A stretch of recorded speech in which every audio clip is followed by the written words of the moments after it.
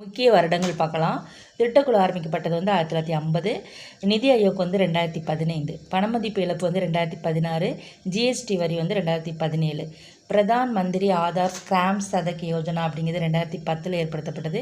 பாரத் நிர்மான் யோஜனா 2005. ராஜீவ் ஆவாஸ் யோஜனா 2009. இந்திரா ஆவாஸ் யோஜனா 1985. தேசிய பசுமை தீர்ப்பாய சட்டம் அது 2010 ஏற்படுத்தப்பட்டது. சுற்றுச்சூழல் சட்டம் 1986. வன பாதுகாப்பு சட்டம் 1980. நீர் பாதுகாப்பு மற்றும் மாசுபடுதல் தடுப்பு சட்டம் 1974.